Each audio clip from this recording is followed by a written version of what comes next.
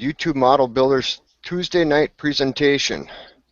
Tonight I will be your moderator slash presenter along with everybody else on the panel. Tonight's presentation is reliable track work. What does it take to go ahead and have a nice, reliable running layout?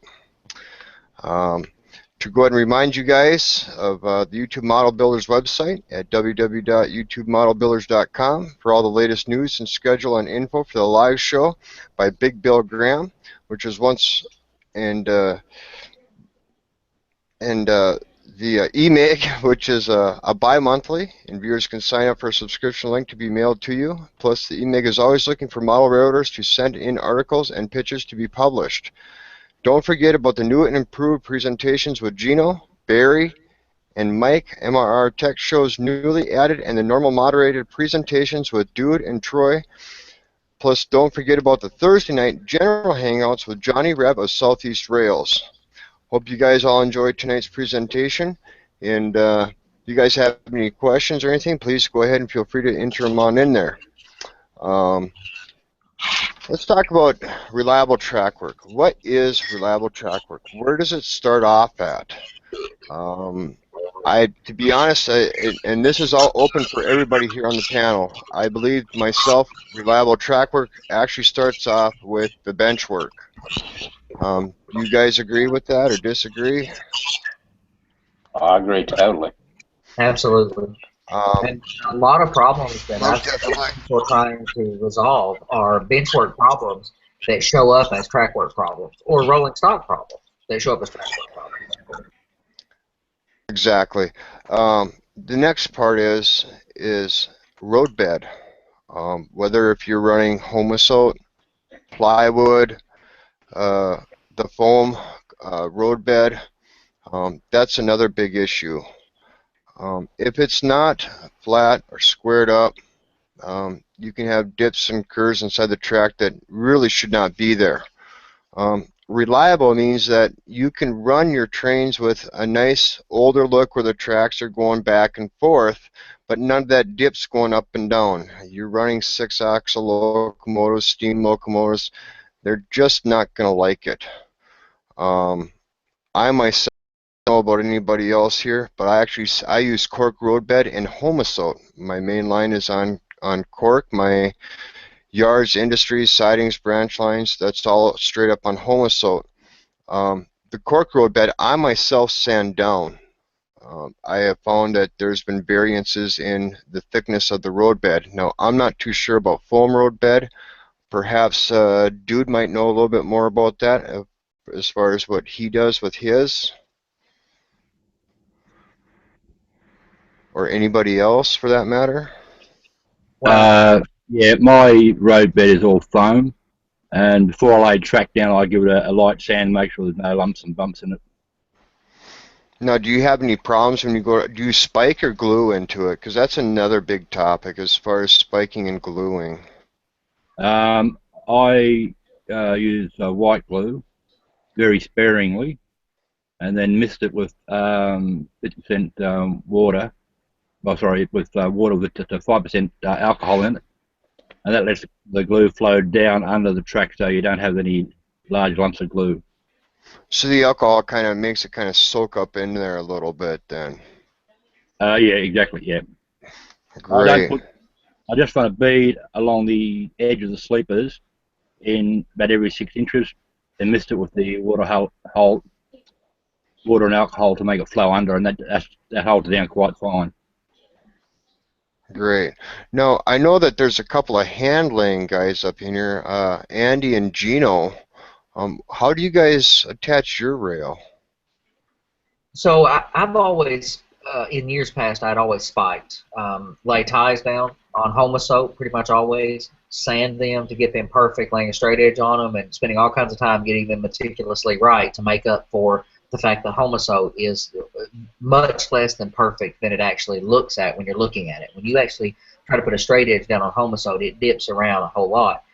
So I would sand the ties to get it really close to perfect and spike directly on top of that after staining them. However, on my current layout, I am, I would say, experimenting. However, a whole lot of modelers are doing the same thing I am now with the advancement in modern adhesives I am gluing. So, and a lot of people are gluing rail directly to ties. I am using a bolt plate detail part between the rail and the tie, which makes it a little bit more time consuming. However, what I do is use painter's tape to hold everything roughly in place, and then I glue all of my components. That allows me to, using contact cement, to push my rails into my ties and pick up the ties to allow it to account for any dips that happen in the roadbed. And then I go back and get the rails as close to level as possible with a small bullet level, some straight edges, and then and I'll shim a little bit as I need to with styrene or with business cards. And then I make my ties and rail permanent with the ballasting process, like Andrew was saying, with with white glue and alcohol. So I mean, in hand laying, I think that a lot's happened with the modern adhesives that kind of changes the game a little bit. But if you're spiking, if your roadbed is not perfect, you're going to spike so that your rails follow that roadbed every imperfection. And I know Gino has something to say about this too, because as he's spiking, he's also going to deal with that same variability. Now, what I'm doing on my previous layout that I hand laid, I used cork roadbed as my base and then spiked into the ties. On the layout that I'm doing now, I'm gluing my ties straight to the foam board. I use the 2-inch foam board. And what I'll do is I'll mark out where my tracks are going to go, and if there's any bumps or dips or whatever, I'll run it across it with a sanding block before I glue my ties down. And then once my ties are glued down, I'm spiking right into the tie, into the foam. And so far, I've had no problems with the rails coming out of gauge or any unlevel track. Just as long as you make sure that the foam board is pretty well smoothed out before you start laying your ties, you shouldn't have any problems. So once again, you're kind of sanding everything down to take out any imperfections as well. I'll run my sanding block across where the track's going to go, just to in case the foam board's got chipped or it's got a little bumped in or whatever. I want it just as smooth as I can get it before I start laying my ties. And I said, I'll glue my ties to the foam board, but I'm not gluing my rail to the ties. I'm spiking right into the tie. So what you're saying is your track work has none of them ups and downs that are going up and down throughout the track. So to make it look old, you're just making it look wavy back and forth, left to right, correct? A little bit, yes. Go and make it look old. Great. Yeah. Now I noticed that one of the things, and I think this is a big beginner mistake, and it's something that every layout just about has, is S-curves. I noticed that a lot of guys, when building an S-curve, they're building their S-curves in too tight of a radius, or they're not giving enough entrance coming up into a turnout or anything else like that, which would cause derailments. Have you guys ever had any of them problems or dealt with anything like that? Or do you guys put easements into your S-curve so it kind of eases up into the curve? Now, I use easements on nearly every curve. Now, maybe some industrial tracks where it's really tight, I don't. So I put easements on about everything. I also massively overweight my rolling stock, much more than an MRA standard. So weight of equipment and length of equipment and how particularly fickle your equipment is will change a whole lot. Especially if you're using very long equipment, you desperately need very large radiuses or easements or a straight section in S-curves, because it will destroy passenger equipment and auto racks. They will derail. Just gravity is against you. Yes, and I know that the only way to go ahead and for a kind of a cure, depending upon the radius of the curves, is to go with a longer shank coupler, which kind of helps out a little bit. But I know that couplers can go ahead with a short mount coupler, will end up derailing a car back behind it if it's going through any type of an S-curve, for that matter. Have you guys ever dealt with changing out couplers or anything to go ahead and help with derailments? Or Yeah, I really like the short coupling lengths. So I make every compromise I can in my track plan so that I can maintain the close coupler alignment that I like in in my equipment. If you have a very small layout, then that's a sacrifice, that's worth considering. But if you like the prototypical look, especially of passenger equipment or auto racks or something, there's just that close coupling is really awesome. But you have to plan for what type of equipment you're going to run in your track. You just can't build your layout, run whatever track work, and then figure out what you're going to model on top of that. What you model is going to affect your track plan. Yeah, I think you just said a key word right there, Andy, and that is plan. Plan for your layout and plan ahead of time. And to be honest, I don't think anybody can plan too far in advance for any type of layout. Another thing that I had noticed with a lot of guys with having problems with derailments is how they are actually connecting their rail.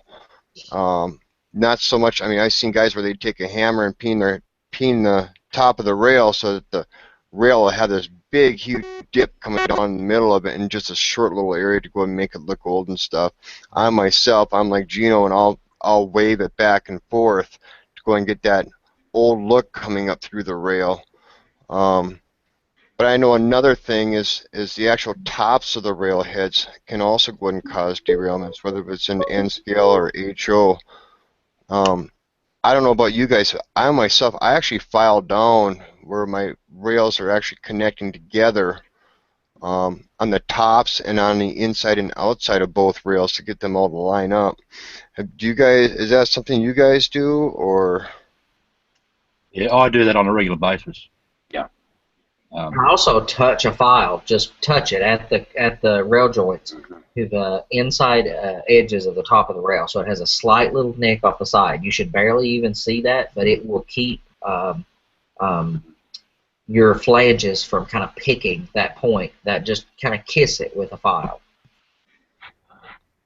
Yes, yeah, that's what I do. I actually file the insides of them so it's all nice and smooth.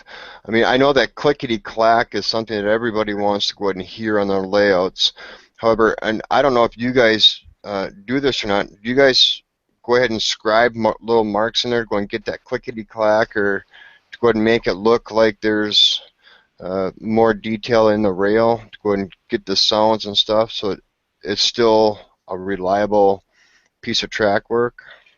I cut the rail joint every 39 scale feet. I cut the top of the rail ever so slightly, but it is purely a cosmetic thing. It does not do anything anything meaningful for rail sounds. I mean, I'm spending a lot of time trying to create track sounds using decoders and digital systems, but if you want your equipment to sound like the prototype, you're going to have to do it with digital sound equipment. In my experience, it's impossible to make a small model create the kind of sound effects that a prototype does just with the rails and wheels. But I do take a knife and kind of score the top of my rails every 39 scale feet and get the paint to kind of settle down in that gap. And I think it looks great, but it does nothing for sound for me. Are you using joint bars too?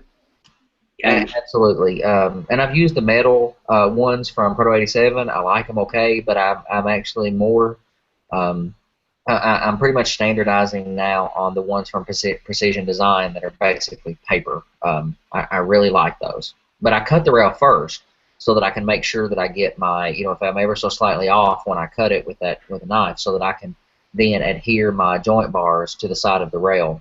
And I also do that before I spike the rail. So my rail, when I go to glue and adhere my rail down, it is the tops are marked every 39 scale feet. It has joint bars on it, and I paint everything but about the last half inch of the rail, and have everything done to it except for the rusting that I will do after the ballast is in place. When you cut on the top of the track to make the sounds that you're getting, do you offset those so that one wheel hits the gap and then vice versa back and forth like they do in real life? Okay. So I both offset the 36-inch sections of rail that are so that the actual gaps, since I'm hand laying, are roughly 18 inches apart. Of course, curves will. Oh, okay, yeah. But I also offset the joint bars so that they're something like, a joint bar on the inside of the rail would be somewhere near halfway between the joint bars on the outside. I mean, of course, with curves and all things, that's not going to be perfect, and the real railroad, it's not either. You don't want it to be perfect. You want to kind of mess with that a little bit. Now I was watching a video on how to get that sound y'all were talking about. How deep do you actually cut that groove in your track to get that sound? Now, I have to say, in my experience, I can't create that sound mechanically. You know, the fact, some things that we have to realize in modeling is, and this is more true in track work and maybe rolling stock than anywhere else in the hobby. We are dealing with 1 to 87 or 1 to 160th or whatever scale of models you're building. Those models are still reacting in the world with 1 to 1 gravity. And we just don't have the weight and gravity to hold the cars down on the rails to produce the squealing effects, the metal on metal sound effects, the clicking sounds. There are circuit boards, and that's a very big, long discussion that I've spent you know, months, if not years, developing the way that I'm producing sound on my layout. But Pricom and some other manufacturers are making boards and soundtracks, sound card decoders that will create that sound for you. But in my experience, it has proven impossible or not very effective to do it mechanically. I only cut the gaps at the top of the rail so that they look good.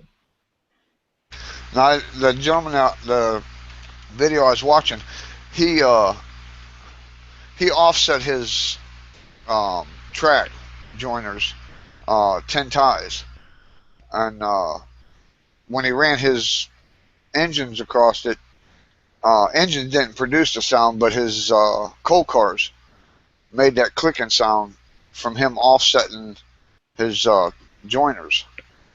And they will make a little sound. I mean, the metal wheel sets that I'm using, and the gap that I cut in the top of the rail is, you know, 20 thousandths or something. It's, you know, I take a big, heavy duty, you know, industrial wallpaper knife, basically, with a relatively fat blade on it. You know, I think an X-Acto is not really hard enough metal, nor is it really wide enough to kind of put the gaps that I like in. So I use a big industrial blade, and I bear down on it pretty good, and I put a, you know, a pretty good ding in the top of that rail, as straight and perfect as possible. And I'm not saying there's not some sound from the metal wheels, but with sound-equipped locomotives and all the other things that are going on your layout, I would have to put my head really down close to the rails to hear that sound effect. So for me, I'm using speakers and producing a digital sound for the wheel squeal, brake, and track noises. But there's a little click-clack, a little bit. Okay, I got a question to ask y'all. You say you glue down your rails and everything to your ties, okay? From what I've heard from everybody talking as far as laying track, there is expansion and contraction. Now, when you ballast your track and you glue it down, um, you're literally gluing that railroad tie to the rail when you do that. How is that going to give any kind of movement if it's all glued down?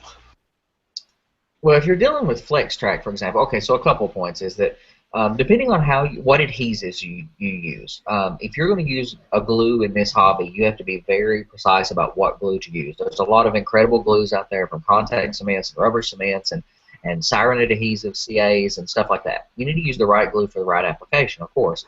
I, unlike a lot of modelers, glue my rail to my tie, and the tie, it's all glues. But you cannot use CA for that. I glue my detail parts down with CA. I glue the bolt plates down with CA. I glue the fish plates on the sides of the rail. I use CA for all that stuff. I actually use a product that's almost CA called Cypox. I really, really like that product.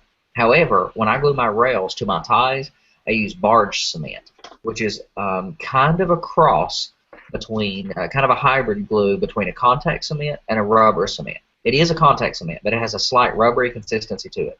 It's used in the repair and or manufacturing of shoes, so it has a natural tendency to give, and it also glues dissimilar products, so metal to wood, you know, things like that. So you've got to use the right glue. Now, if you're using flex track, yes, ballast glues and white glues are fairly rigid. I use grout adhesive. It's slightly rubbery because it's a latex product, and that's what I glue my ballast down with. And I do that. I would do that even with flex track, and that lets it all have a little bit of a give in it. So if it expands and contracts, it has a little bit of room to move without cracking. Now this brings me up to another point: expansion and contraction with rails and getting it to be reliable.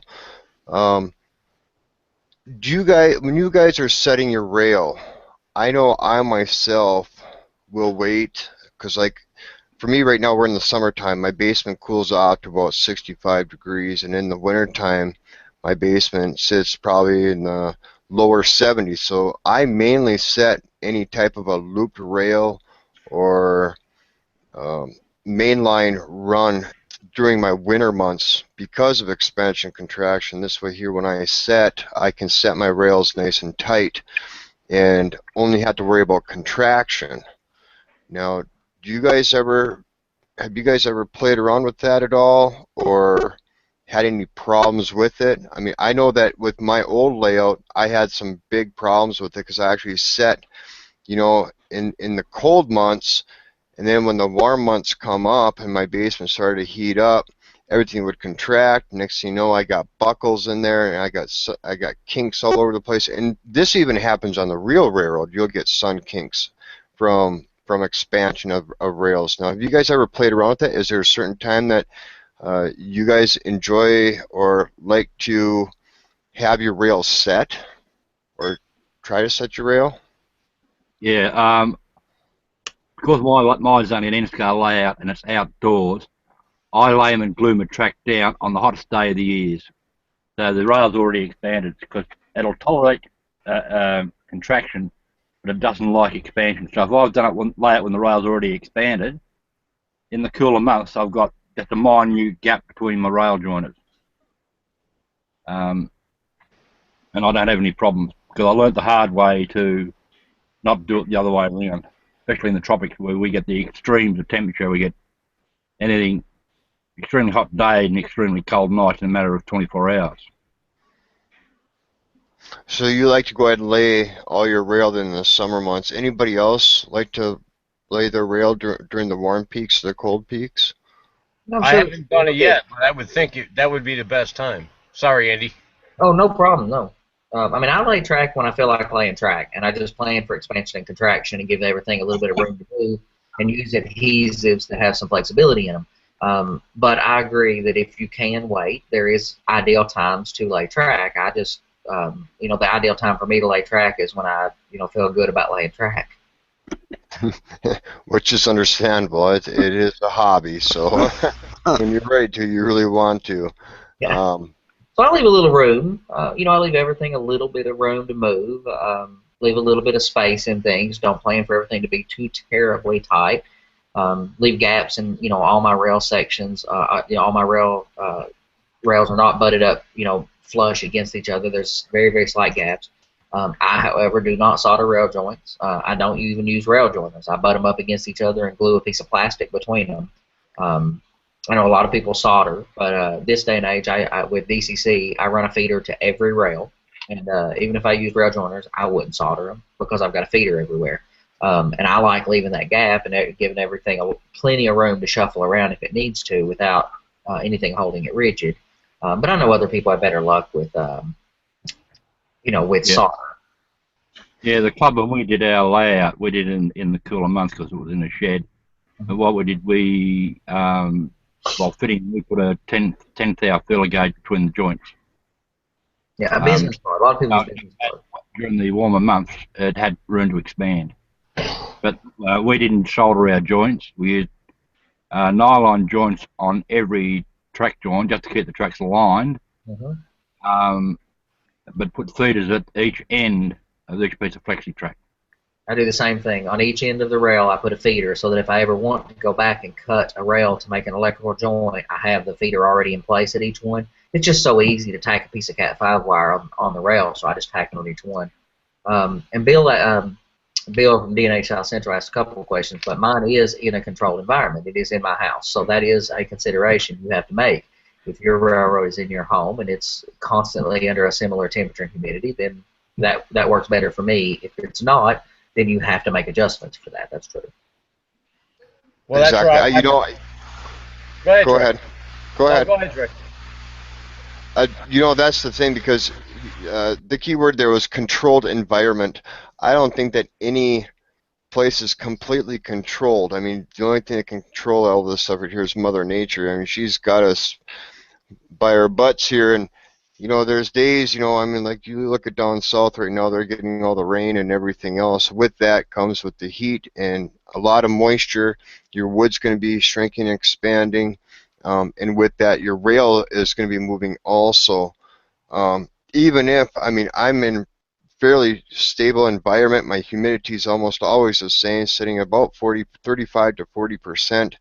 However, to try to heat it up and keep the basement at a continuous temperature has been pretty challenging to go ahead and do. And I don't think that there's anybody out there that can really keep it constant for just track work alone.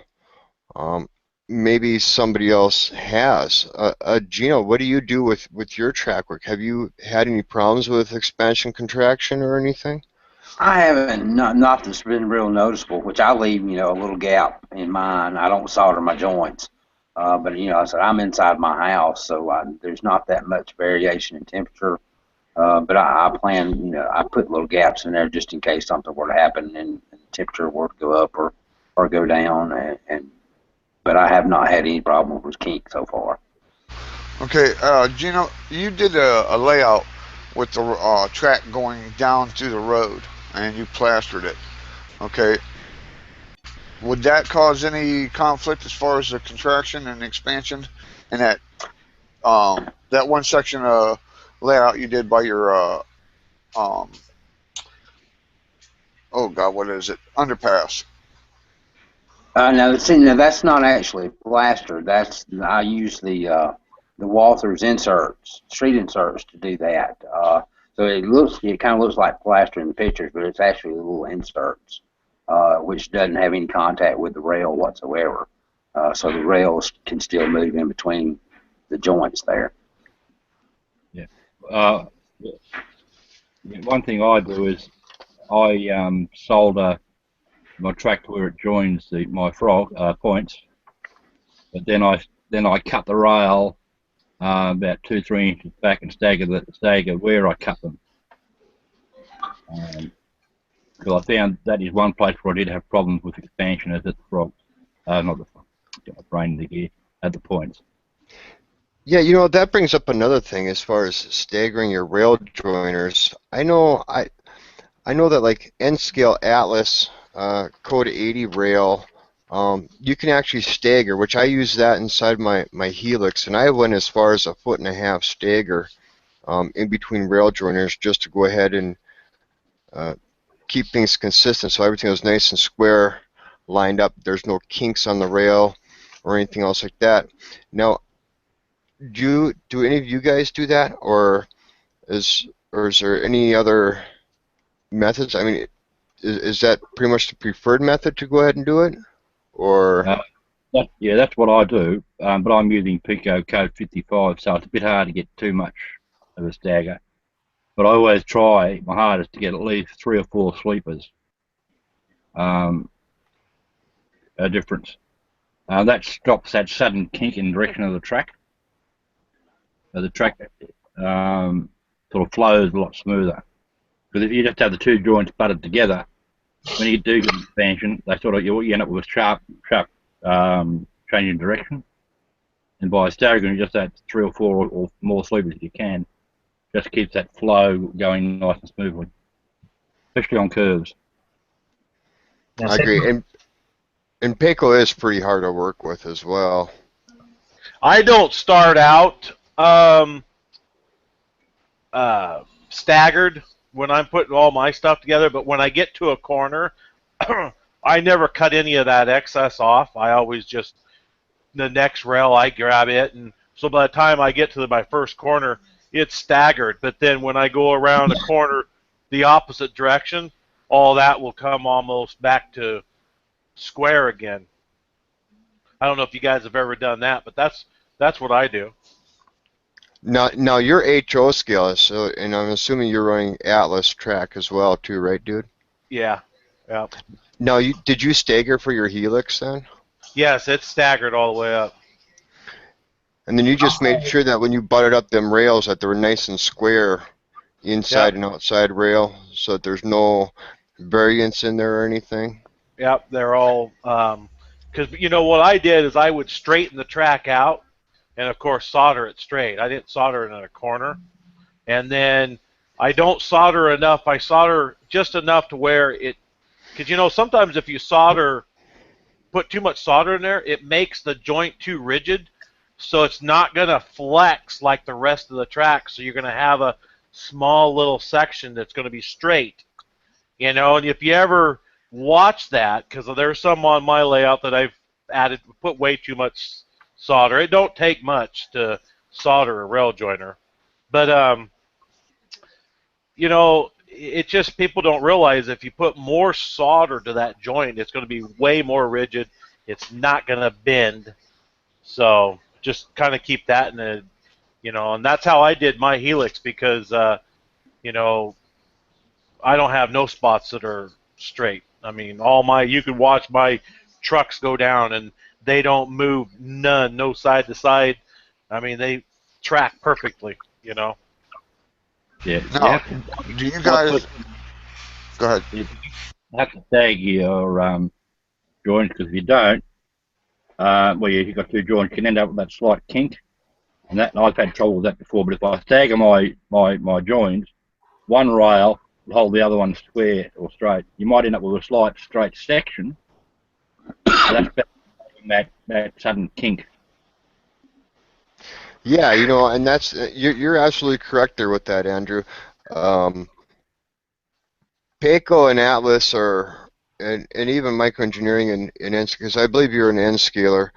Um, it Atlas is pretty easy to go ahead and stagger with because you have one whole rail that will slide back and forth, whereas Payco and microengineering, you're only looking at 3 to 4 ties to get any kind of stagger at all. But you hit the nail right on the head. Even if your rail joiners aren't staggered, the biggest thing is not getting that slight little kink in between the two rails and making sure that they're nice and square.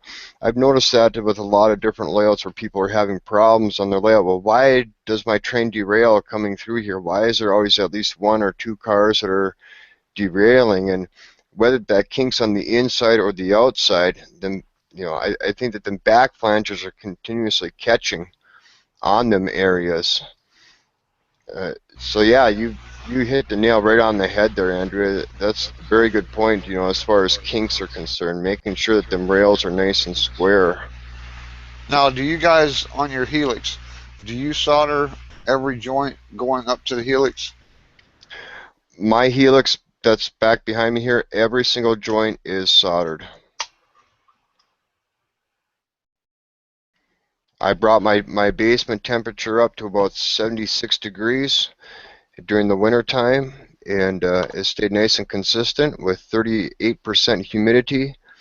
And now that it's cooler out down here, I just checked it again here just a few days ago, and it's running great. I can take some cars, throw some cars up on there, and they actually fly down the Helix pretty good at 1.5% grade, and there was no problems with it whatsoever. But once again, I mean, I allowed for contraction and not expansion. At the top up there, I have probably about a 1/16 inch gap because I didn't solder any of the rails that are going into it or coming out of it. So there's about a 1/16 inch gap at the top and at the bottom on all mine. Now, do you guys that have Helix, because I'm getting ready to build one, do you glue your track down and do you use cork bed on your Helix, or do you glue it or nail it? I myself, I hand drilled directly right onto the plywood and hand drilled all my nail heads to be able to go through. I nailed all mine. To be honest, I think that's the safest way to go. I don't know about anybody else, but it another thing is you cannot push the nail heads completely tight up against the tie. You have to have just a little bit of room so that everything can have that chance to be able to pivot up in there. I'm putting it. I put a nail in about every 4 inches, 4.5 inches, going throughout my entire Helix. Um, and like I said, I myself have not had any problems. I know Dude's got a Helix as well. You nailed yours too, didn't you, Dude? No, I pre-drilled, and then I used the Phillips screwdriver or Phillips tapered head screw with the washer that fit down between.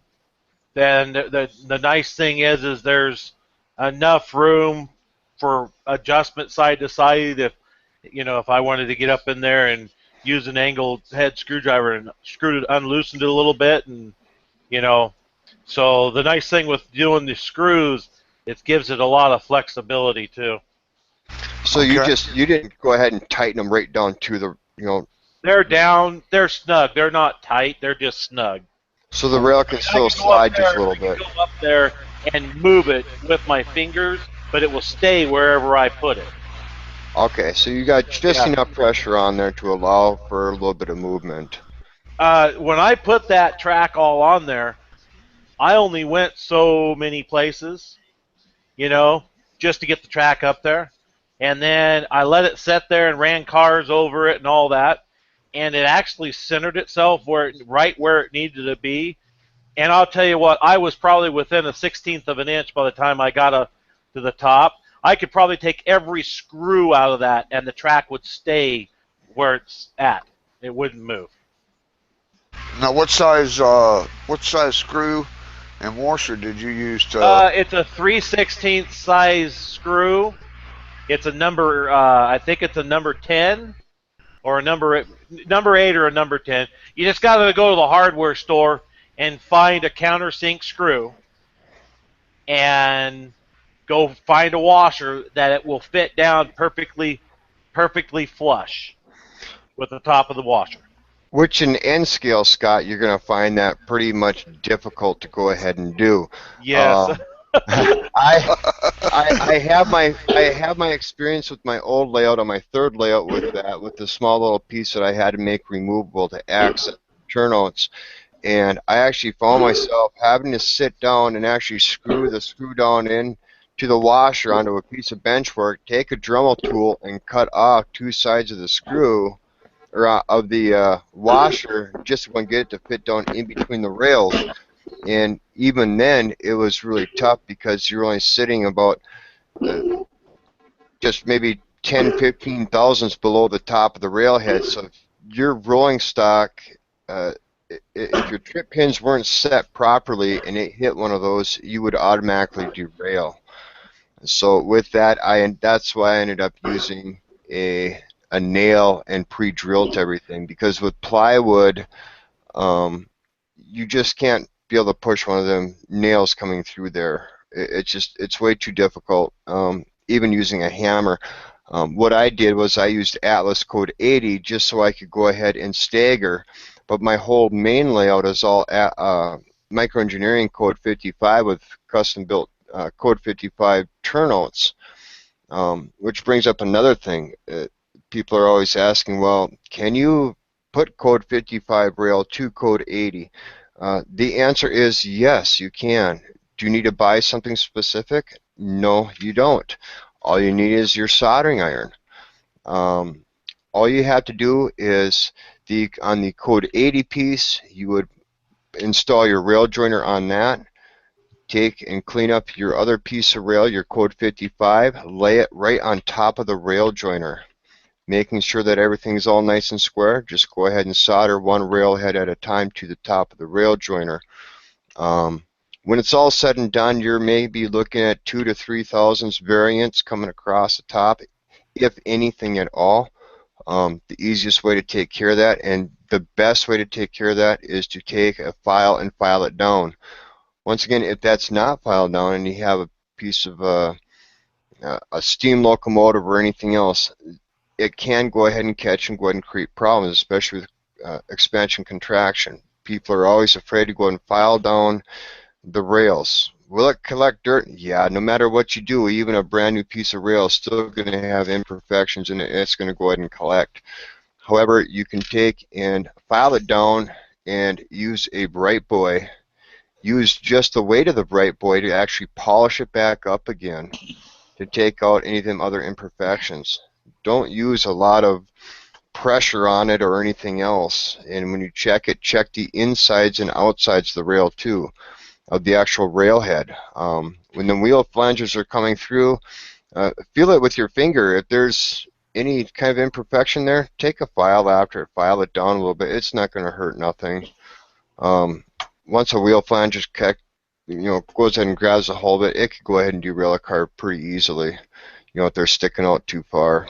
If it's a tight radius, it could even be a trip pin that goes ahead and grabs it. I mean, I've seen that too with long shank couplers, and trip pins are hanging down too low and go ahead and grab a hold of it. What do you guys do? I mean, does anybody else do that as well?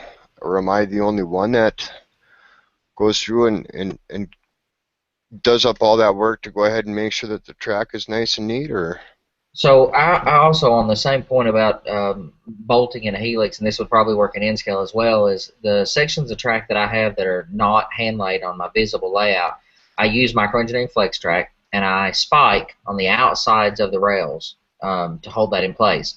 And on my Helixes, I am going to use the screw method, just like Dude has. However, I'm going to use a little square piece of metal and a screw on the outside edge of the rail.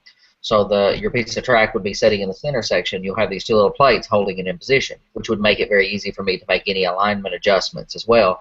And there's no chance of anything in the center of the track causing a problem. And I think that would work. I've seen it work in N-scale where somebody put a screw on either side.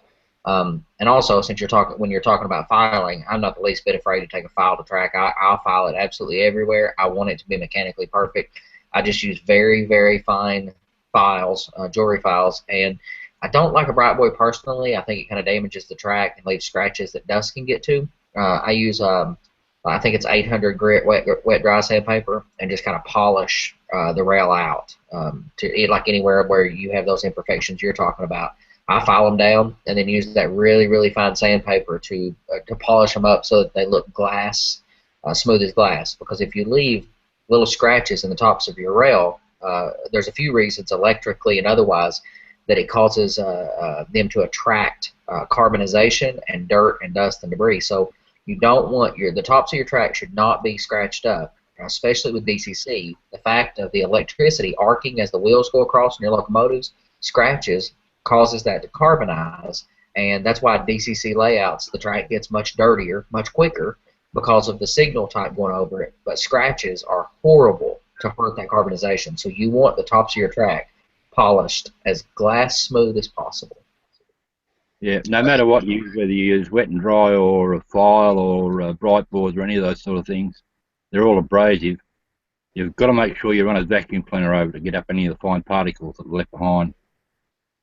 So yes, exactly. Now, what do you all? I mean, I clean my track with alcohol. Take a rag and clean it with alcohol. On this major layout, what would you all recommend as far as? I can't use alcohol on mine for cleaning purposes because it destroys the weathering effects and the paint and the paper detail parts and stuff like that. I can't use once my track is light, and it softens the glue in my ballast as well. So once I have cleaned or once I've adhered everything down and got it all clean with that really, really fine sandpaper, I use a combination of the really, really fine sandpaper and a block of Homosoap or Masonite to kind of burnish the top of the rail to clean it. But I can't use alcohol on finished track work because it damages your weathering and paint and detail parts. Yeah, I use a small block of Masonite with I don't know what you call it in the States there, but we call it cheesecloth.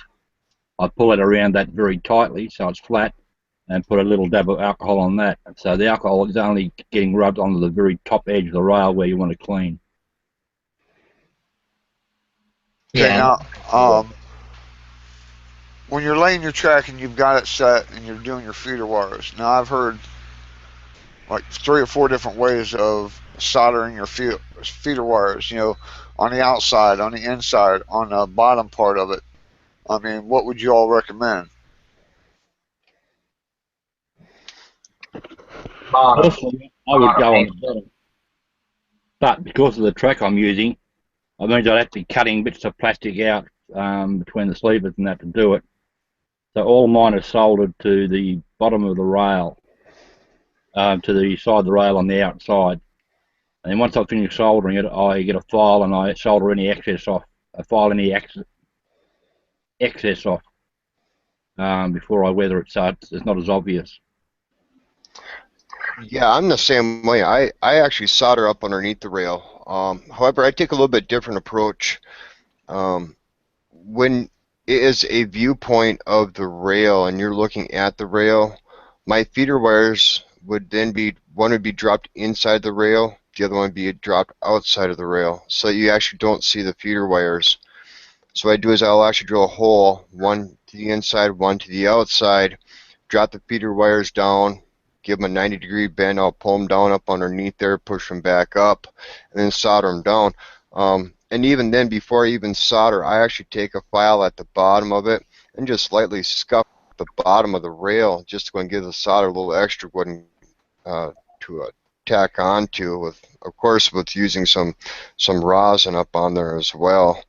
And if there's anything excess that's sitting out, I'll just take I got a fine pair of wire cutters. I just take and just snip it off. If there's any excess wire that's hanging off, I'll just gently file it down a little bit. So this is here when the ballast is all up and on there, all them feeder wires are actually hidden. I actually have a hard time finding my feeder wires now that I painted some of my rail, and I really have to go ahead and look underneath the layout to find out where my feeder wires even are. So yeah, I wanted to do that, but on the track I'm using, it's just near impossible.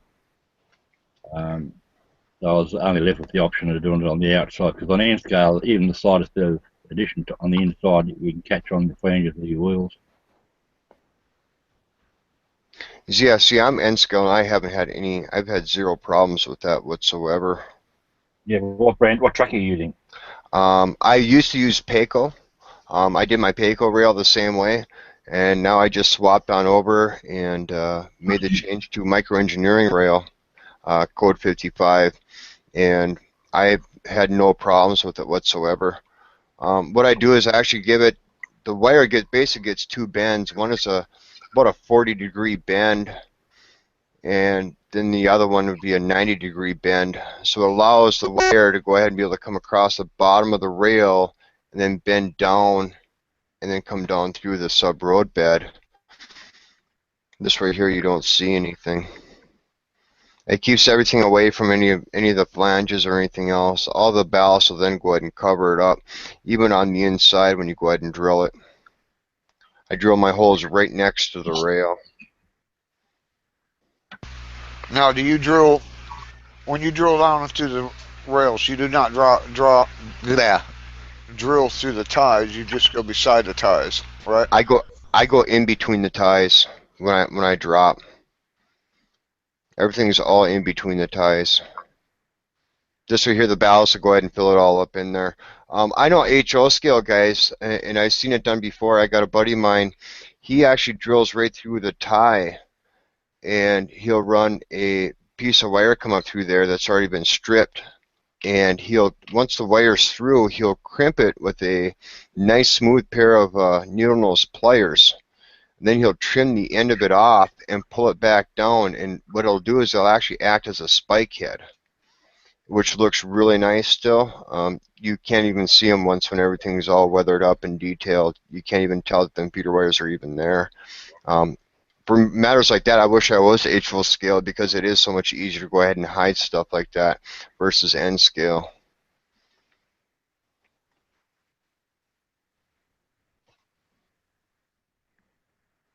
Because there's a lot,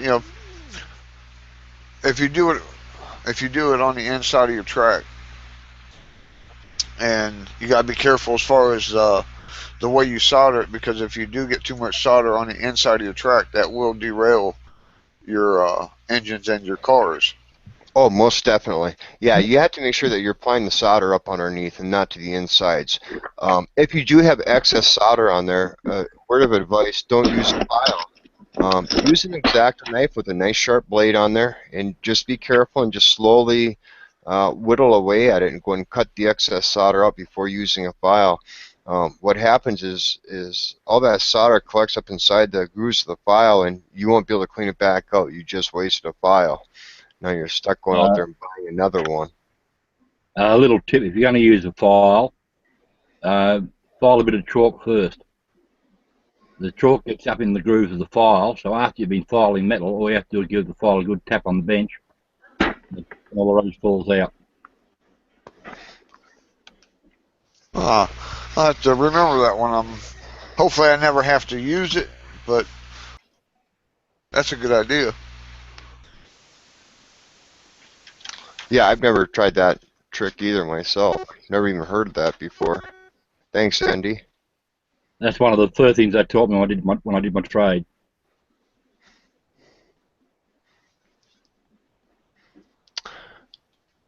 Now, how's Gino attach his feeder wires? Do you go underneath the rail, or dude?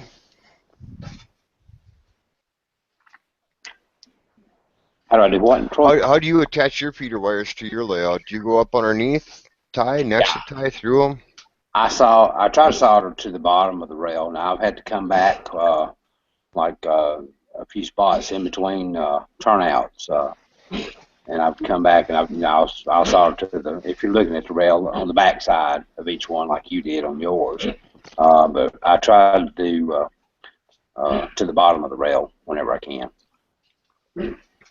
Now, how far do you all solder your? How often do you drop your feeder wires? Every 3 feet. I have one, at least one, for every section of rail. So some of the sections of rail on my layout are 15 or 18 or something inches long, and they only have one feeder. A 36-inch section of rail, I have 2. And the reason that I do that is so that I can go back and put an electrical gap in later, even with ballast down, and not have to damage my track work. But I would suggest that with DCC, you consider putting a feeder on every single piece of rail. Yeah, I do the same. I put feeders at the end of each rail. Yep. Where the rail join are, I actually join those 2 wires together under the layout and take a feeder from there to my main power supply. The reason is at a later date I want to put block occupancy in. I can work out exactly where it is, so all I have to do is cut the rail. I do the same thing for the same reason. And one thing to consider is that anything you can do, especially early, or anything you can do early in the process, especially things that are easy to do, that will keep you from ever having a maintenance issue or problem in the future, do it now. Make your railroad as bulletproof as possible. And soldering a few extra wires, while it's going to be tedious, and once you've soldered 700 wires, it's the last thing you're going to want to do. But if you will do that correctly, you will not have electrical problems, and you'll have a good running railroad for 20 or 30 years. Spend the time now. Okay, now on your Helix though, how do you all solder your feeder wires on every joint going up to your Helix? I do mine every 3rd section. Actually, it's only gone up. It's only in one side and then the other. So half, I guess. No, that'd be a half. Every half section of my Helix, there's a feeder wire. And I'm going to cheat on my helixes and hidden track work. I'm going to use PC board ties at the rail joint sections to help keep that rail alignment right. I'm going to use PC board ties, and I'm going to solder my electrical feeders on those PC board ties on all of my hidden track work. That's a smart idea. Well, you can put it right under the rail joiner. So just slide one right under the rail joiner, and you can screw right down through that PC board tie or whatever. I just, what I did is, here it is at HO again, but I drilled a hole I cleared out there's tie spaces between 2 ties. There's a piece of plastic. Well, I cut that out, and then the other side there isn't one, and I'll run the wires underneath the track like that, and then to the side, and then it's down to one of my supports of my Helix. That's how I did all mine. I mean, they're all going to be hidden anyways. It's not like they're going to be out there where people can see it unless they're inside the Helix, So. I agree. I did the same thing with mine. For every one loop, there's two sets of feeder wires, one at one end of the loop and one at the other end of the loop. And I ran them the same way up underneath the ties instead of drilling a hole through there, because you drill a hole through there and you run your feeder wires up underneath it, then it takes away that extra clearance of trying to be able to reach in and fix a derailment if there ever happens to go ahead and be one. However, with reliable track work, if the time has been taken, there should be no problems. I think the biggest thing is not to rush it. Make sure everything's all squared up. Andy, am I understanding you right? You got a PVC tie, filed a gap on both sides, then drilled your holes, soldered it to your track, then put your feeder wires down through that PVC tie. Is that right? Yeah, and what I'm doing, and I did this on a couple years ago. I built a module. Well, it's been closer to 10 years ago, but I built a module trying the PC board ties for head laying track, and I really like it. And if I did the N scale, that's absolutely what I would do.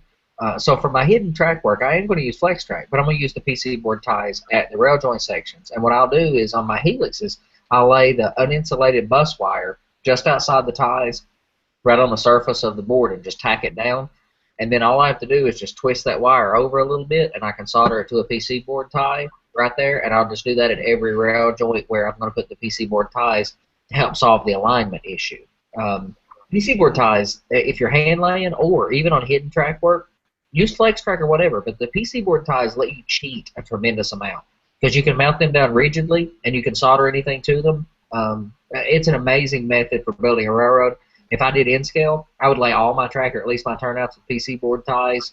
And even in HO scale, I use them in hidden sections. If I was a modular railroader, I would use those around rail joints. PC board ties are an incredibly rigid method for mounting track work down and solving the electrical problem. And you can buy a bag of them for $10. Hey Andy, what do you paint the spacer bars with? Well, I blasted my rail and everything with Krylon, camouflage. It's not hardly black. It's that really dark color in the Rust-Oleum camouflage colors. Those colors are awesome, and I know everybody that builds kits uses those too. I got every one of those Krylon color or Rust-Oleum camouflage colors. They're just awesome, and the one that's really close to black. What I did is I took my rail and I took painter's tape and laid it, sticky side up, stuck my rail straight down into that so that paint couldn't get on the bottom of the rail, or not too much couldn't. And then I wrapped a little tape around each end of the rail so that paint wouldn't get on that. Marked the tops of my rails with a blade, glued with Cypox, glued the little fish plates on the side, and then I just blasted that sucker with Krylon paint, and then took a piece of Homosoap and wiped the surface off, a few minutes later, and that's worked perfectly. Now, I'm not trying to get every detail right on my rail before I mount it, because I'm going to come back and use chalks to recreate rust, but to get the primary color. And I know everybody, I haven't seen, Bill's message about being concerned about that water-based paint absorbing into that paper. But I painted my first rails with those plates on probably 2 months ago, and I went back and looked at them with magnifying glass and everything. I don't see a problem, personally. I like the idea about the PC board ties. That's a good idea. They're a great resource. If you can hide them, the only reason I can't use them on my visible track work is the lack of the bolt plate detail. But even with the way you're hand laying track, Gino, it's definitely worth considering doing using some PC board ties, just some, in your turnout construction, especially for hidden track work or,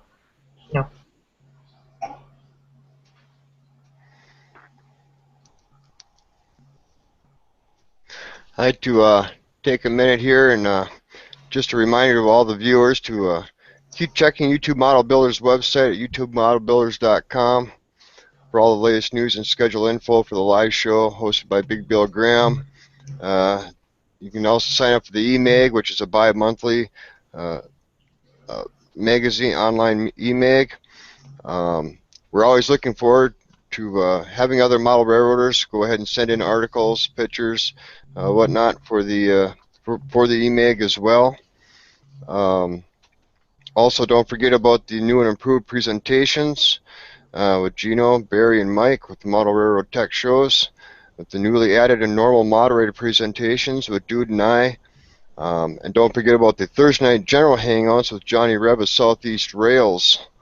If you guys have anything at all, go ahead and send it off to the EMAG, and they'd be definitely happy to go ahead and look at your articles and stuff, things that you're working on, whatever. Troy, I would like to bring something up for everybody, that all the viewers and all of you young viewers, if there's any that come in and watch this video after the show, the EMAG has put a roll call out for all the younger members. The upcoming July issue of YouTube Model Builders EMAG will focus on the younger generation of model railroading hobby. So anybody that would like to be a participant in this, I guess it's going to be like a write-up for the youngsters that are out there. I don't know. Anything under 18 years can participate in this. And so basically, you submit like an article to tell us the following: your name, age, etc., what scale you're in. And stuff like that. So all of you younger guys, go onto the website. There's a link there for an email to email JD on that. So I kind of wanted to give JD a shout out on the new EMAG thing for the younger generation. Yeah, that'd be great. I've done an article for him about getting us old fogies and how to work with young kids. The do's and don'ts about things when you're working with young kids. You know, I'm a Cub Scout leader, and I work with kids from the ages of 6 through to 14. So I wrote an article about that, so people have got an idea. If you have got young people here and you teach them how to do something, the wrong ways and right ways to go about it.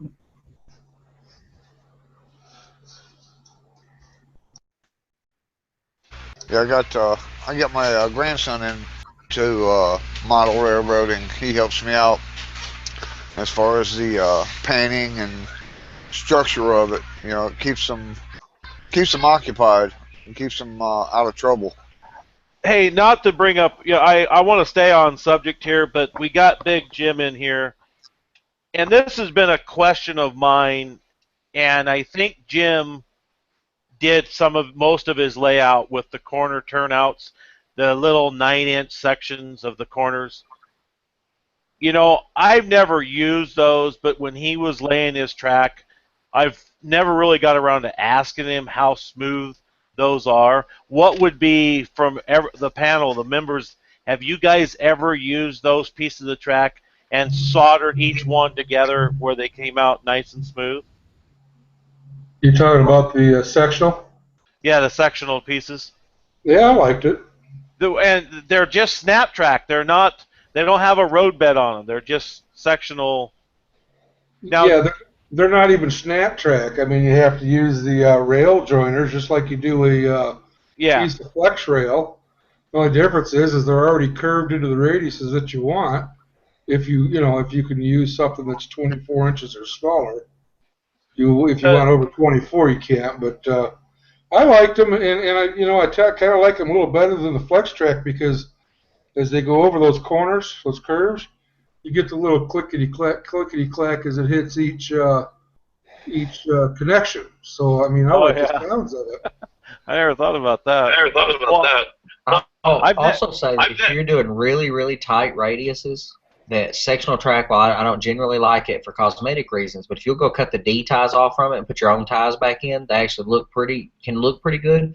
And if you're doing very tight radiuses, sectional track, as rigid as it is, holds that radius much better and will probably perform better on very tight radiuses. So all of us who are very experienced and want to kind of dismiss sectional track, there are places for it where it actually suits the job really well. Industrial trackage, really tight curves, sectional track can be very, very good at that. Now, what radiuses do they make that? Do they make those out, like? Well, the Bachman that I use is the largest. got an echo from Andy. Oh, I'm sorry. Thank Yeah, you. Go ahead, Jim. it goes from 15 to 24 in HO on the Bachmann stuff. I don't know about anything else. Okay.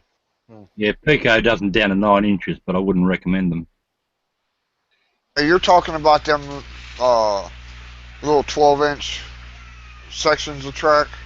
They're not even 12-inch, or maybe Yeah, 9. they're like 9. They're like 9 inches. Yeah. But I mean, they're relatively inexpensive. I mean, to make a 24-inch radius curve in a 90-degree, it's the same price, if not a little bit less, than using a piece of flex track. So, I use flexi track on my layout because, as you know, it's a small modular layout. But to stop it from warping too much, I overbend my flexi track before I lay it down. So I let it spring out to its natural position. So if I want a 15-inch radius, I'll pre-bend it down to about 13, then lay it in place and let it spring back a little bit. Takes a lot of those kinks out of it. Yes, I agree with you on that one, Andy. Got to pretty much pre-bend everything for your rail if you're working with flex track, and make sure it's going to actually hold that radius that's coming through there. Otherwise, it's going to want to try to spring back. Even on turnouts, I custom build my turnouts. My very first turnout that I did, I had pre-bent the rail, and I thought, well, man, does the guy really have to? So I built another turnout where the rail was not pre-bent. And in time, after about 3 weeks, you could see that the turnout was trying to straighten itself up. So instead of it being a left-handed turnout, it was starting to turn out to be more like a Y style of turnout. So I mean, and end scale, I mean, this turnout's only maybe 4.5 inches long, and you can see that just in the 4.5 inches with just one rail not being pre-bent, on how much stress it's putting up onto everything else and trying to bend all the rest as well.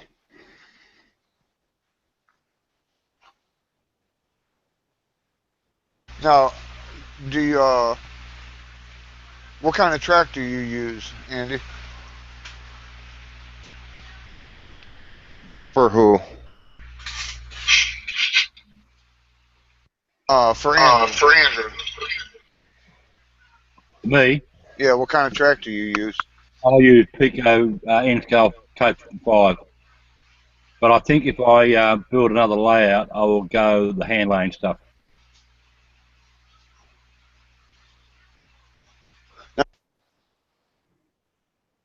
Mainly because I've heard nothing but good reports about it. Does that hold its shape pretty decent? I mean, once you bend it, like you said, you bend it down to a 13 degree, and when you release it, does it hold its structure pretty decent? Yeah, you've got to bend it 3 or 4 times to get it to get it where you want. Right, and then if I want a 15-inch radius, I bend it to about 13. I'll do that a couple of times until I get it laying pretty well where I want it.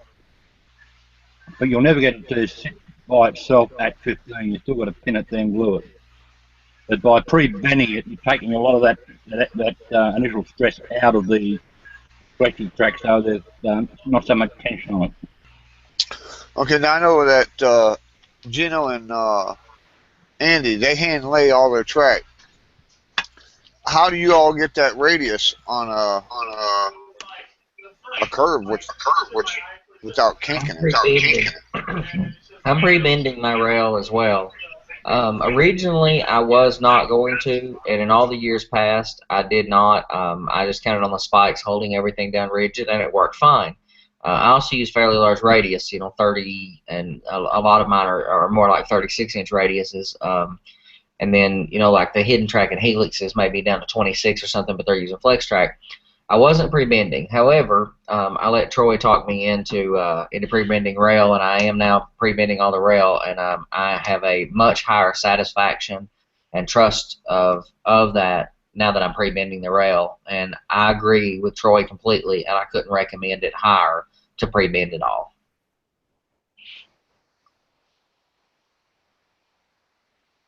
I got a question for Gino when it comes to, well, maybe you too, Mandy. Well, no, I think you already kind of answered.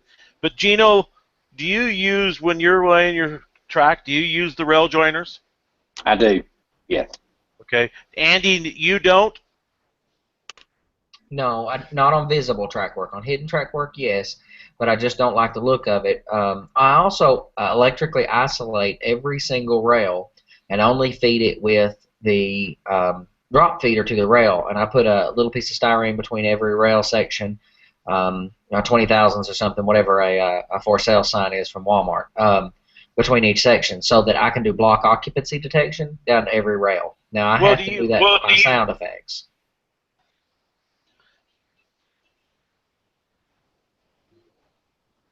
Do you? Yeah, you're echoing again. You're echoing again, Eddie.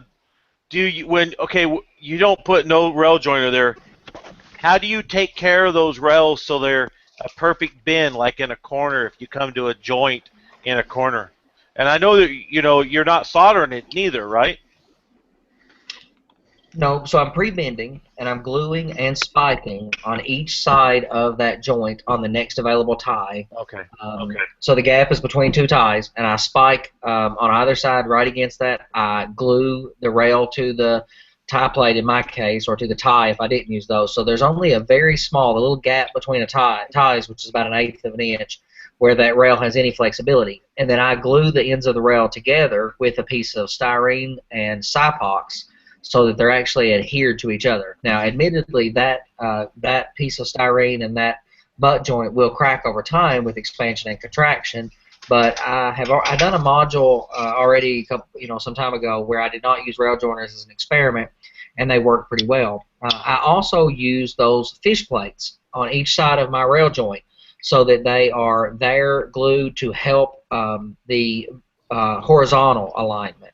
My only fear is that there would be some vertical alignment over time, but one of the things when we were talking about filing is where I just kind of kiss the corners of the rail, so that if there ever was a very slight misalignment, there's no sharp edge on the end of the rail where I kind of touch it with a file. So if anything, it would click a little bit, and that would be all. So. Yeah, that's what I do. My two modules join. I file them flush, and then I put a slight angle on the inside edge of the rail, so that they lead into each other if there's ever a slight misalignment of the modules. I know Troy helps the alignment. I know Troy was showing some track that when he bent it, it stayed. That was 55, was it, Troy? Yes, this is PACO code 55. This rail here, even though it's PACO code 55 in N scale, let's see if this material line up or not. Wrong end. Here we go. If you look at the rails, this is actually code 80. There's actually 2 rail bases in there.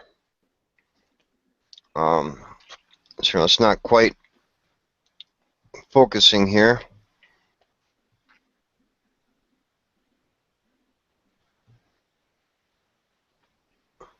Come on. There it goes. Oh. Yeah, there's actually 2 bases to the rail. One you see which is on top of the sweepers, and one's actually buried down into the plastic of the sweeper. Yeah, there's 2 different bases to the rail. So if you're using PACO code 55, it's code 80, but only 55 thousandths of the rail head is actually showing. So in order to go ahead and mount up actual code 55 rail to it, you would put your rail joiners on to the PACO track as normal, and just solder the top of the bottom of the code 55 rail to the top of the joiner. Yeah, you can go out and spend the money and go out and get them other rail joiners to adapt to them. On myself, I'm on a budget, so I don't do that. I just solder them right up to the top, make sure everything's all nice and flush when I go to solder them. If there's any imperfections on the insides, outsides, or the tops of the rail, I'll just go ahead and file them down. I didn't like the Code 55 rail in the Payco, so I ended up going over to micro engineering rail, which the tie spacing looks more realistic and is more prototypical to North American railroads. There's a lot more ties to the Code 55 and micro engineering, and once again, this is a lot like Payco. You can go ahead and take and bend it, and it will hold its bend. So no matter which way you go ahead and you put a bend up into it, it will hold it. Yeah, you just got to bend it a little bit more than the to a slightly tighter radius. Yep, and when working with it, if you're working with a bend or a curve or something like that, I myself, when let me straighten this here back up. If I'm going with a nice long radius, I'll actually take my thumb, put my thumb down on one side, and just slowly bend it. And if you look at the other side is going to try picking upwards. And that's okay, because when you do this, it's going to create a nice even bend coming all the way around. So you have a nice bend coming all the way around throughout the whole thing. So when you're bending it, it's going to pick up on the one end and have that little bit of a dip in there. But then you just keep on working it, it'll come out really nice. Another tool I like to use to go and make my bends. This product is made by MLR, I believe. I think you can get it through Model Train stuff. It's a little track accessory kit that you can get. I know that they have it for HO scale too. What I do is I actually just take this piece right here and set it down inside the rails and use this to slowly work out, any type of curves or anything else that's going into it, and just slowly bend it and try to stay away from hitting the tops of the spike heads on there. With the Code 55, it's a little bit closer. This right here is actually designed for Code 80, I believe. But it's a nice little tool. I use this right here for nipping off all my rails too. When working with microengineering, I don't stagger like everybody else does. So what I do is I actually just go and snip them off evenly. I'll use this tool right here, take my rail nippers, and stick them up flush up against it, and then trim off the ends. And when I go to attach everything, I just make sure that the rail is nice and square. And I do like what Andrew does, and make sure I overbend it just a little bit. I don't glue my rail down. I actually spike it down on the two outside edges of it. So when I'm ready to, I can just go ahead and ballast it. And when I get down to the ballasting process and get all that there glued in, I'll just slowly go ahead and work my way and start pulling all the spikes back up out of there so you don't see any of that stuff. So there's nothing coming down the centers of the rail or outside edges or anything else. Now, I don't know about N scale, but I used to do HO, and the one side of the track slid. Okay, I've heard different conflicts on that. Put it on the outside, put it on the inside, the one that moves. Yeah, if you're working with Atlas Flex Track, you want to put the groove side to the inside of the radius. I'm trying to see here. I think I got a piece of Atlas Flex Track here. And I would do the same thing regardless of manufacturer. And I will say that a lot of the things we've been talking about tonight are a little bit different from manufacturer to manufacturer. So I use microengineering Flex Track, and it's really quite rigid. And a lot of the things like offsetting joints and stuff are really quite difficult. But it does have one rail that slides, and I do put that to the inside of my curvature. Yeah, no, like N-scale Flex Track on microengineering. Here's microengineering N-scale Flex Track. On N-scale, it does not matter which one goes to the inside for the rail, because they both move on N-scale. Payco is opposite. Now, if you look at Payco, you'll see that you have these little spaces up over here where there's gaps inside of all the ties. Those gaps right there will be going to the inside of your radius. And that holds true for Atlas as well.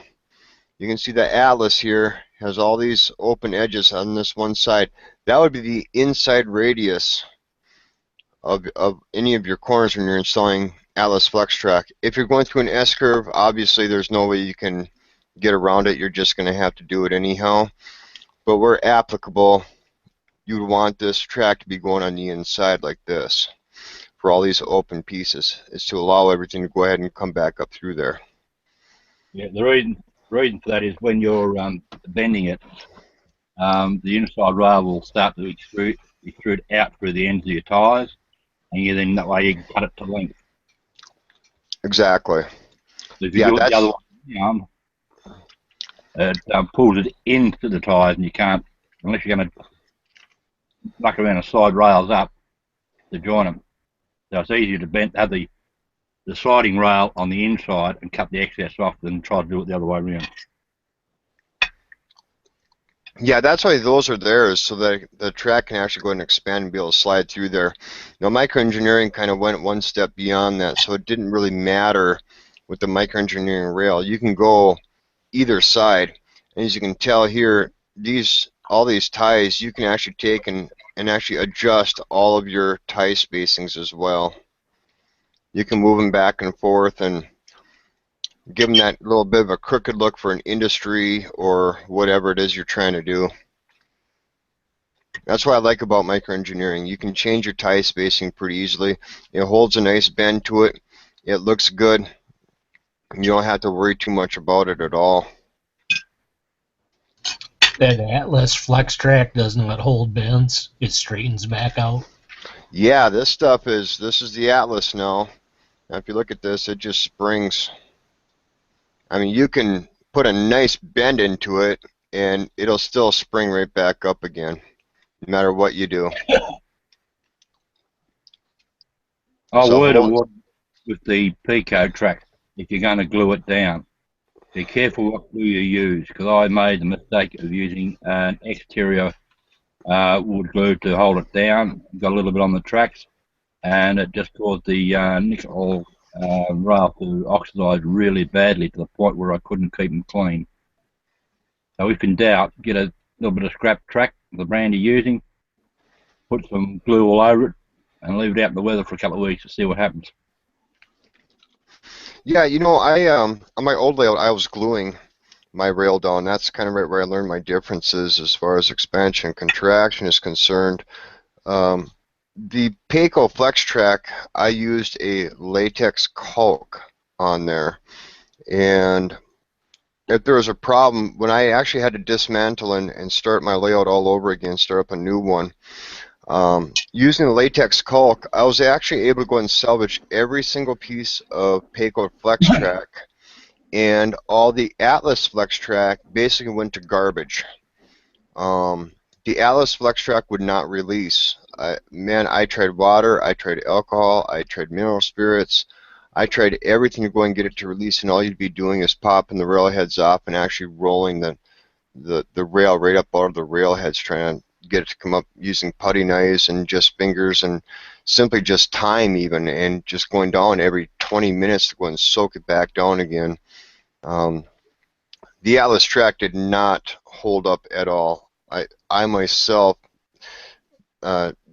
really do not like the Atlas Flex Track because of the way it does bend and stuff.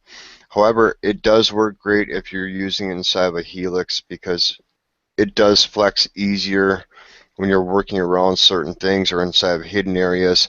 That's one thing. And that's the only place I've used any other brand of track on my new layout is inside my Helix, which I use the Atlas Flex Track.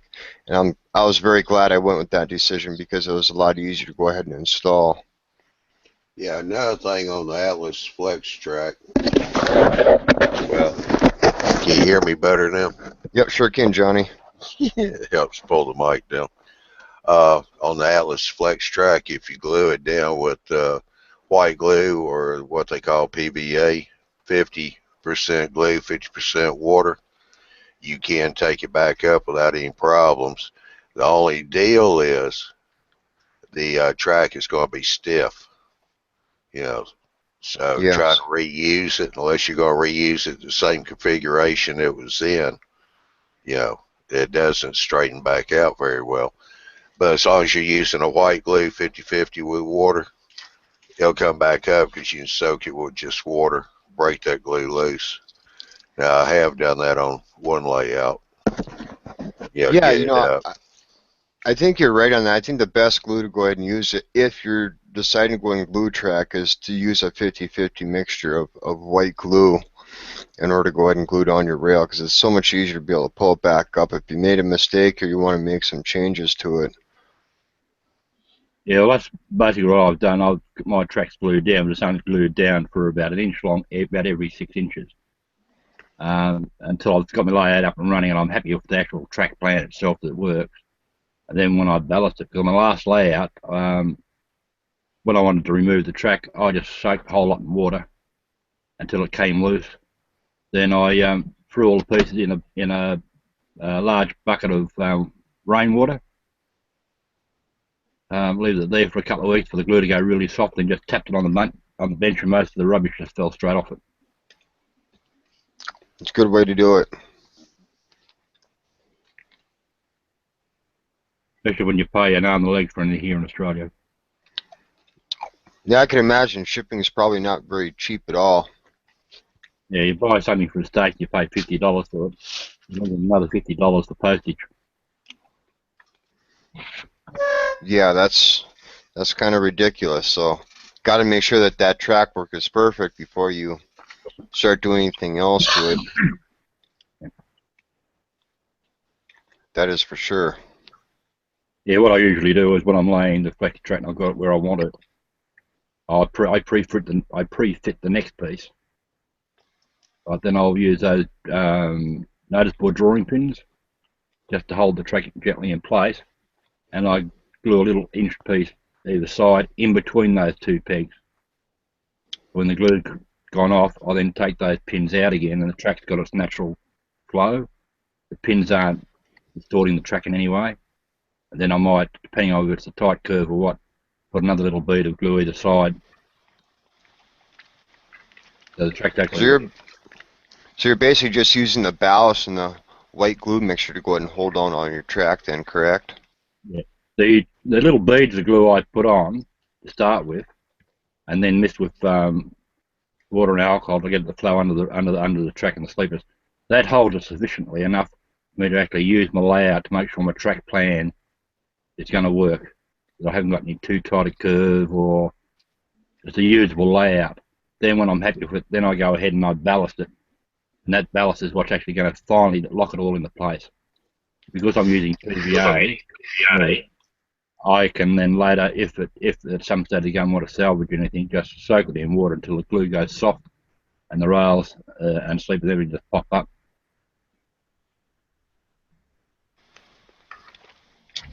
Nice. And I do much the same. I spike my rails using spike my flex track, and even on my hand lay track where I glue everything down. I don't glue the ties down initially. And on flex track, I just spike on the outside edges, make sure I like everything and the alignment and how everything is. And then I mix with my ballast unsanded grout, which has a latex adhesive in it. And then all I do is douse it with some water. So that doesn't affect my weathering and stuff as well. So if I douse it with water, the latex adhesive is activated. And the latex adhesive, being a la latex, has a slight rubbery consistency to it, which PVA glue also does. So there's nothing wrong with that. But I've had really, really good luck with granite dust, screened, which is leveling sand for ballast, and I can buy a 50-pound sack of it for $3, and I screen out an HL scale ballast size out of it, and then I use a white unsanded ballast to give it the right gray color, and I also use that for my cinder ballast on the edges of the track work, and I use that unsanded grout. It has that latex adhesive in it. So, and that's what ultimately finally holds everything in place with a kind of rubberiness. Nice. You know, another thing I think a person should always have when in doing any kind of track work is a track gauge. The good old-fashioned NMRA track gauge. I've actually found problems with Atlas Flex Track where it's not even in gauge. They'll come too close or too far apart and can't figure out why I had a train derailing, such as my old layout. And after I'd finally purchased the NMRA gauge, I found out that the track tolerances were too tight.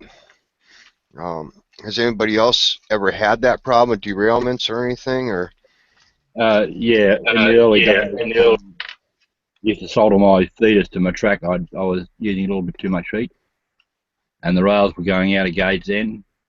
So how I fixed that was when I finally got a gauge and checked it, I just put the gauge in place, heated the rail with a soldering iron, and then just slowly moved it back into gauge again and let the plastic cool again, and it held it in place. But yeah, you've definitely got to have a track gauge. yeah, I think it's a must.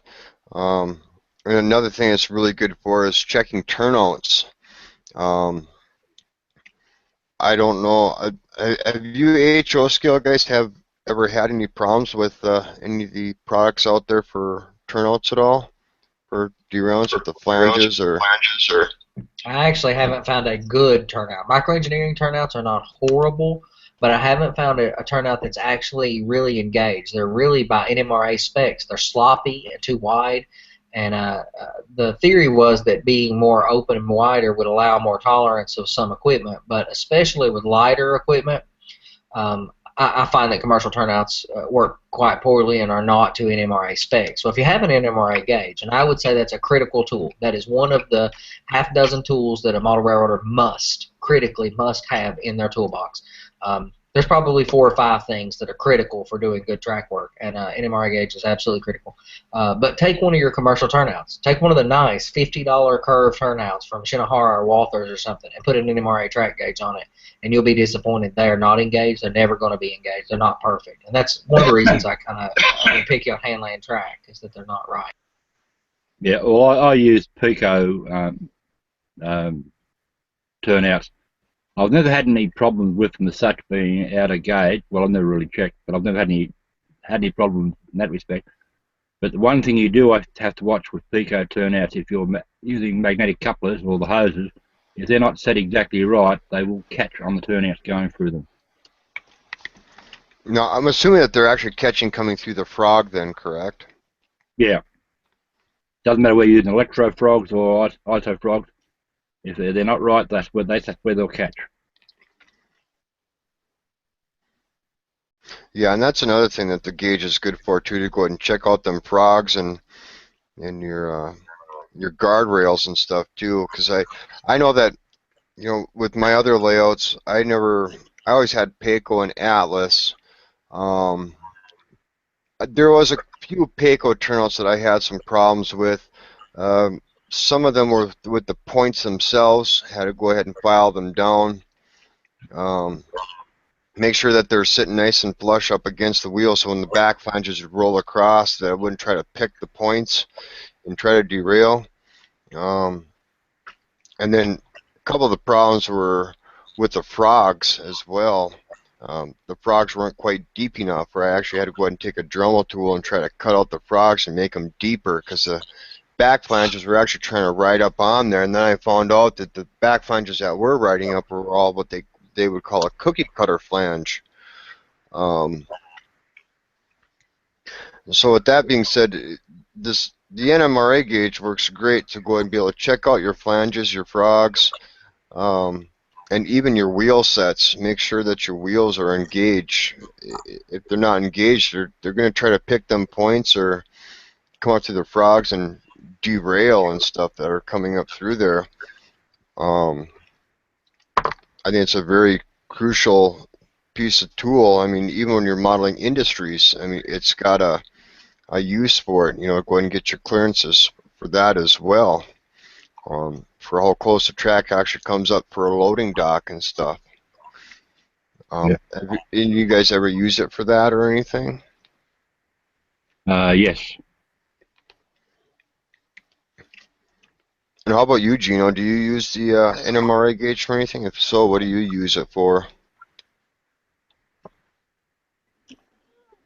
Yeah, I do. I use it to check my gauges on my turnouts, my wheels, and like you said, I use it a lot when it comes to laying track up next to the industries, which a lot of mine, a lot of this layout is going to be industrial, so it really comes in handy with checking your clearances. Yeah, I had a really bad batch of Pico Code 55 installed turnouts, mainly left-hand ones, where the flanges go through for the guides. But was for some reason there was a fault in the mould and that they weren't deep enough, and that was causing my my rolling stock to jump out. So I broke a hacksaw blade, and then sort of just dragged the end of that through a few times to make that gap a little bit deeper, and never had any problems. But the next batch they made, they've rectified that fault, so I haven't had to do it again. And that's like we covered it a little bit before too, Troy, about checking your wheel gauges. So a lot of the track problems are misrepresentation as rolling stock problems. So you just want to make sure that you want to check everything when it comes to your rolling stock as well. Yeah, I did find I had a few Atlas rolling stock and a few lifelike rolling stock, and when I was converting them all over to magnetic couplers, I noticed that there was a big difference in the wheel gauge, and you could actually physically see it. You didn't have to measure it; you could actually see the difference. So it pays to check.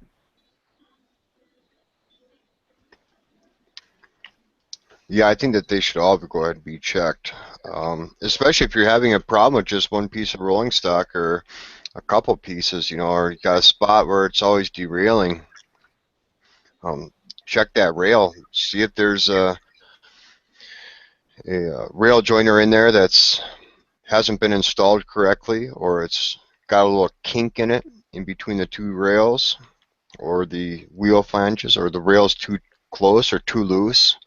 If it's too loose, the rolling stock's going to fall right in between the rails, or if it's too tight, it's just going to right up on there, and the flanges are just going to push it right on up and over the rail and just let it derail again.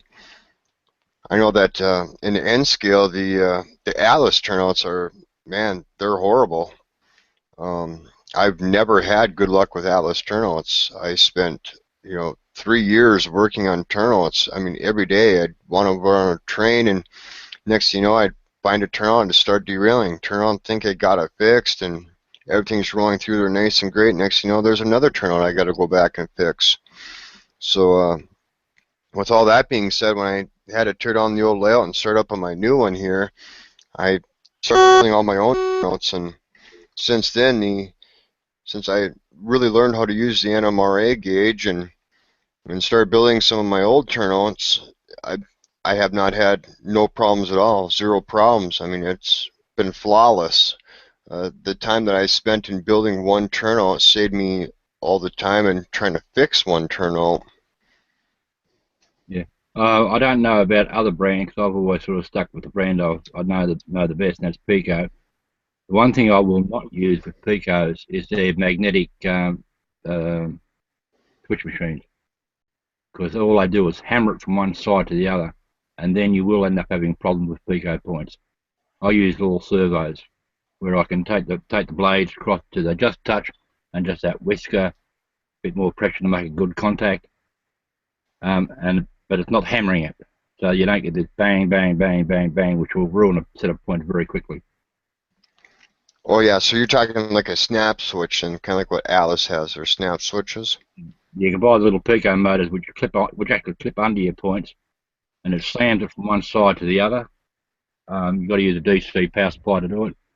And I found using those, after a while, you do start to have trouble with your Pico point. So I use all servos, which you can move it across slowly, and it looks more realistic too. The brand of controller I use for my points, I can vary the speed at what I want them to go at. So it looks as if they're going across reasonably quickly, but they're not hammering. They're going up to the rail and just that one stop more to give a nice electrical contact. Yeah, exactly. I use sort of switch machines underneath my layout, and they're basically just like a servo as well. However, they're always continuously putting pressure up there in them points. But they're trying to go and keep them closed. They are adjustable. Depends upon what size, what gauge of wire you're going to use on them, and there's another setting on there as well, so you can actually loosen them up quite a bit. As far as keeping them pressurized, I haven't had any problems with any of my turnouts, whether it be Atlas, Payco, or custom built. As far as pressure was concerned, using a tortoise itself.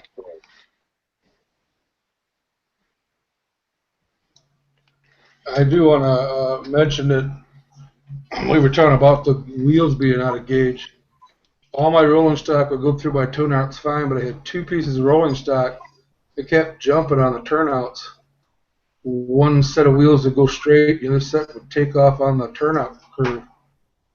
And it turns out it must be the wheels. I haven't checked them yet, but when you turn the car around, then it does the opposite. So it's one set of wheels. It must be out of gauge. It keeps catching on that turnout points or something. I'm not sure what's going on there, but so yeah, I agree. You need to check those. But I got an observation on track.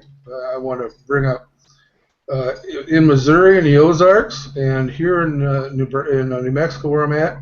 Everywhere that they're laying new ties or putting in those concrete ties and taking out the wood ones, the ballast is like 80 to 90% black with a little speckling of white in there. And it's only on, and notice it's only on the tracks it's got the new ties.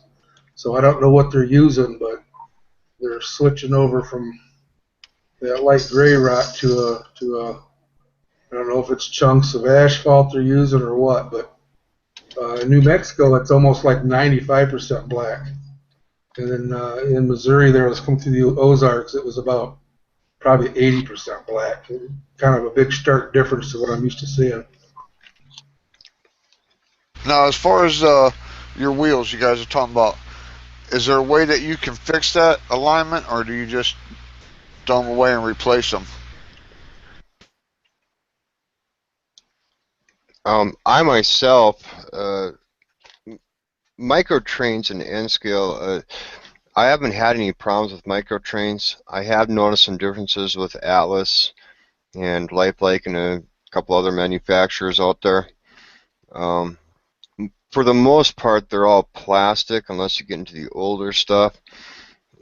I don't think I've ever really tried messing with trying to set that because it's such a tight tolerance that I myself I just go out and buy all new wheel sets. I don't even mess around with it. I don't even mess around with plastic wheel sets anymore either. I've actually converted and actually while still in the process of converting over to Fox Valley wheel sets for all my trucks and rolling stock. I have found that Fox Valley for N scale has been very consistent. As a matter of fact, I just got 2 packages in today for 200 wheel sets. However, I found some wheel sets that were actually damaged where the insulated side of them were actually apart. I tried pressing them back on, however, that did not work, so I actually emailed the company. I sat here and tested and checked about 3/4 of them with the NMRA gauge, and they were all perfectly in spec no matter how you rolled them. The tolerances are very tight on them, and they were great. Like my layout will actually have a 0 tolerance for an out of gauge wheel set because of the turnouts that I'm building. So if they're out of spec or a locomotive is out of spec, it will end up picking the points or derailing on a frog or anything else. It's gonna find the bad. It will find the bad spot on that locomotive or piece of rolling stock on my layout. So before anything goes on, I actually sit down and check them all. Locomotives you can go ahead and set, but as far as rolling stock, just go out and pick up some new ones and double check and make sure that they're all in spec. Yeah, I usually like to try and stick with one brand. Then you got a chance of everything being the same. I like Atlas rolling stock simply because I know I have no problem with it, so I try to stick with that. But I do put their metal wheels on them though. You do put metal wheel sets on them? Yeah, I find they run better. Yeah, they will run smoother, and your track will also go ahead and stay cleaner too as well. Plastic wheel sets, that stuff will gum right up onto a plastic wheel set really quick, where metal wheel sets will help keep all the track and rail nice and clean. I think that's another big part as far as reliability of track work is concerned, and having a nice reliable running layout is getting, and I hate to say it because it is an expense of getting rid of all them plastic wheel sets and going with metal. However, like mine for 100 sets of wheels, that only does 25 cars for $60. So you're looking at about $1.25 a car. I mean, the initial cost seems like it's pretty expensive, but when you sit down and you think about it, you're only paying about $1.25, $1.50 at max to go ahead and make the conversion per car. And it's not something that has to be done up overnight, but if you're having that problem spot or a car keeps derailing, it's definitely something to go ahead and consider and go ahead and check. That NMRA gauge should be inside of everybody's toolbox, I feel anyhow, especially when you're building and stuff. I don't have one in my box. Dude, shame on you. I honestly don't. You need one. Yeah, what I did is I found what rolling stock was more reliable on my layout, which turned out to be Atlas, and I stick with the Atlas, but I do replace the metal wheels. If I do buy a different brand of rolling stock, the first thing I do is check the wheel gauge. You'll find that each company has different wheel gauges, and 10 to 1, you'll have trouble with them. Yeah, I agree. The wheels being engaged, but I also like to check the couplers and the trip pins. I think the trip pins is another really big thing, more so than the couplers, because if them trip pins and you're running a knuckle coupler on there and they're set too low, they're gonna find anything that's laying around on, whether it be a chunk of ballast sitting down in the middle of the track or coming down inside of a turnout and hitting a frog or something, or even trying to come up through onto a set of points when you're coming backwards through a set of points. It's going to end up finding it if it's too low. Yeah. The other thing I do, I use the same brand style of couplers. That way I don't have trains uncoupling halfway around a corner and things like that. It pays to standardise. When you get a brand or something that you are happy with and are comfortable with, do your best to stick with that brand.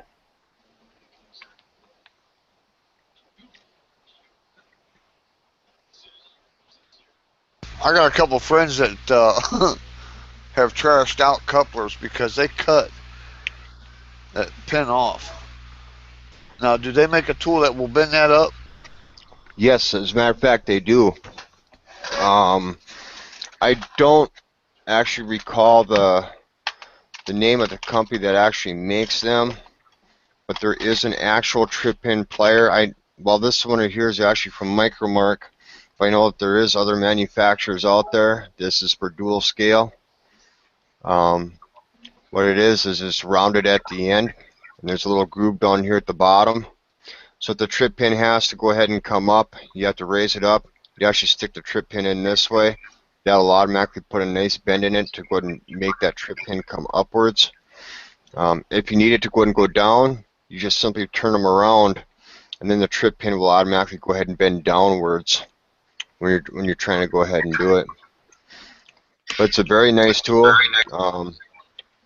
and it works great. I love it. It works good. It works good.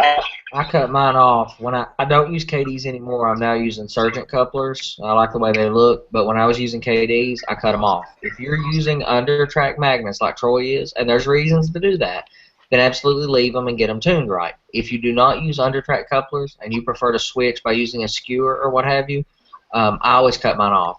They looked better to me, and they worked better, and they were easier to get a skewer in and out of for switching. So if you don't use them and you don't ever plan on using them, you aren't going to use them for whatever reason, then cut them off. I like them better. Because they were catching all the insulators and everything like that when they was on the track. He was getting mad because it was derailing, and so he just took a pair of needle nose or a pair of dikes and just snipped them off. You know. Yeah, you can shorten them up, and I've actually shortened up quite a few on my rolling stock as well. But the trip pin pliers are a must-have. I always set all mine. You know, once when I go ahead and I pull a piece of rolling stock up off of there, when I go do up my wheel sets, I'll do my couplers and go to a body mount coupler as well, and go ahead and check my trip pins all at the same time and weigh them. So when my car's done, it's ready to roll on the layout, and I don't have to worry about it catching or creating any other derailments or that it's trying to go ahead and go through. Another handy tool to have, if you can afford it, is a height gauging coupler. Yes, you know, derailments can be caused from a lot of different things, and it just sometimes it just gets nerve-wracking. But you know, a lot of these things are all preventative maintenance things.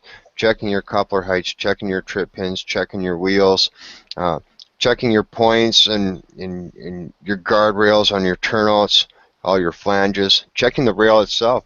You can go ahead and get brand new flex track from a factory, and it's very easily it could go ahead and be out of gauge. I know Atlas is notorious for it in N scale. So it's all things to go ahead and check, and the NMRA gauge I think is a must-have inside of every toolbox, dude. He's gonna cover his face now and be all bashful. Maybe you know what my plans are, Troy. I'm gonna save up to buy one. I've got 2 pennies to start off with. Oh, I'm sure you do, because you got my 2 cents worth. Thank you, Johnny. I was fixing to say I've already contributed towards his NRA gauge. And you took my 2 cents and gave it to him. Thank you. Yeah. That's well worth it. That is well worth it.